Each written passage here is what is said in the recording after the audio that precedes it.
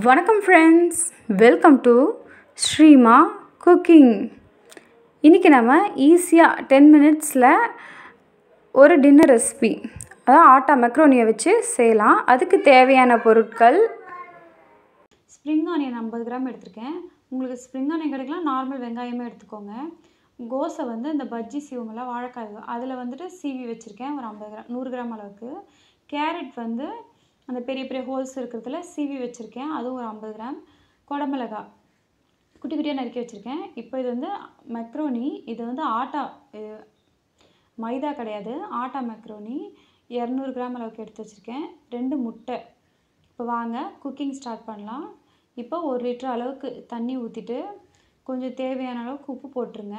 Stove on பண்ணிவிட்டு உப்பு போட்டுட்டு இப்போ அது கொஞ்சம் நல்லா பபிள்ஸ் வரட்டும். தண்ணி கொதிக்கிற நிலைமைக்கு வந்ததும் 1 ஸ்பூன் அளவுக்கு எண்ணெய் ஊற்றிக்கோங்க. எண்ணெய் சேர்த்துட்டு இப்போ இந்த மெக்ரோனியை அதில் ஆட் பண்ணிக்கோங்க. சேர்த்துட்டு நல்லா கிளறி விட்டுடுங்க. ஏன்னா போட்டதுக்கப்புறம் அப்படியே விட்டுட்டிங்கன்னா கிண்டாமல் அப்படியே ஒட்டிக்கும் ஒன்றோட ஒன்று. அதனால் கரண்டியை வச்சு நல்லா கிளறி விட்டுடுங்க. இது ஒரு 5 நிமிஷத்தில் பாயில் ஆகிடும். இந்த நேரத்துலேயே நீங்கள் அந்த காயெல்லாம் கட் பண்ணி வச்சிட்டிங்கன்னு வச்சுங்க, 10 நிமிஷத்துலேயே இந்த ரெசிபியை நீங்கள் செஞ்சிடலாம். பாருங்கள், நல்லா கொதிச்சிருச்சு. இப்போ நல்லா வெந்துருச்சு மெக்ரோனி. இப்போ நம்ம குக்கிங் ஸ்டார்ட் பண்ணலாம். ஒரு பாத்திரத்தை வச்சு கடாயை வச்சுட்டு எண்ணெய் 2 ஸ்பூன் அளவுக்கு விட்டுருங்க. விட்டுட்டு இப்போது வெங்காயம், ஸ்ப்ரிங் ஆனியன் கட் பண்ணி வச்சேன்ல, அதை சேர்த்துட்டு அது கூடவே கேரட்டு,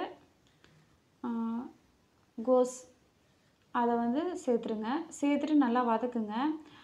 பீன்ஸ்லாம் போட்டிங்கன்னா ரொம்ப நேரம் டைம் எடுக்கும், லைட்டாக கொஞ்சம் நேரம். அதனால் இதுக்கு கேரட், கேபேஜ், அப்புறம் ப்ரக்கோலி இருந்தால் ப்ரக்கோலி கூட நல்லாயிருக்கும்.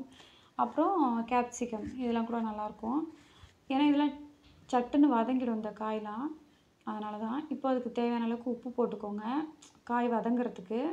இப்போது வெங்காயம், கேரட்டு, கோஸ், இது 3 தான் போட்டிருக்கேன். போட்டு வதக்குங்க. அடுப்பு ஹை ஃப்ளேம்லேயே இருக்கட்டும், லோ ஃப்ளேம்லாம் வேணாம். ஹை ஃப்ளேமில் இருந்தால் தான் நல்லாயிருக்கும்.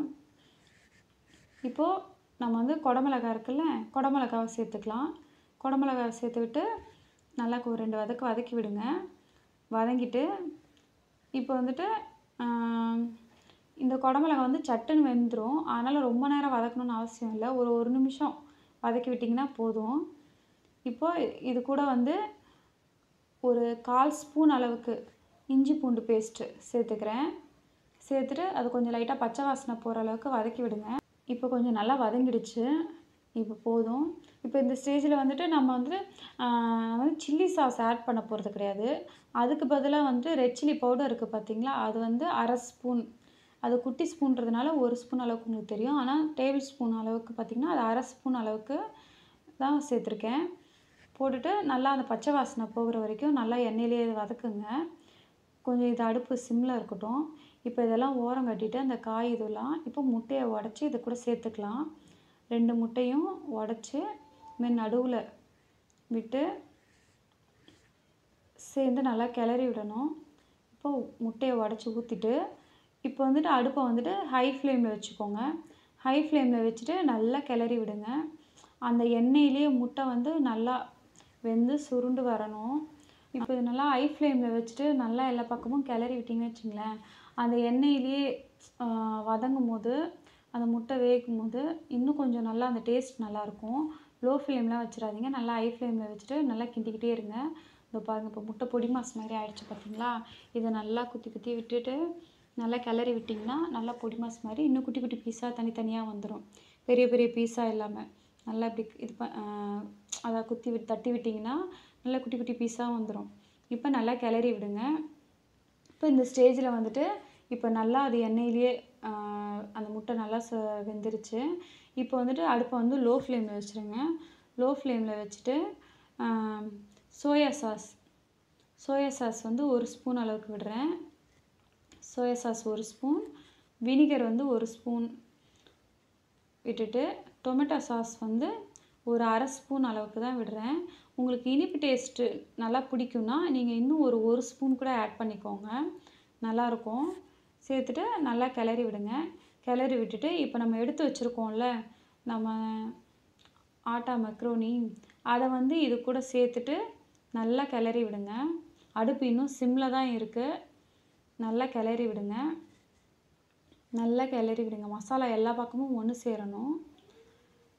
இது வந்து ரொம்ப டேஸ்ட்டாக இருக்கும். நீங்கள் ட்ரை பண்ணி பாருங்கள் வீட்டில். இப்போ இதுக்கு தேவையான அளவுக்கு உப்பு போட்டுக்கிறேன். ஏன்னா நம்ம சில்லி பவுடர் போட்டதுனால இது நீங்கள் சாப்பிடும்போது கொஞ்சம் இந்த ஸ்ட்ரீட் ஃபுட்டு டேஸ்ட்டில் கொஞ்சம் இருக்கும். நல்லாயிருக்கும்.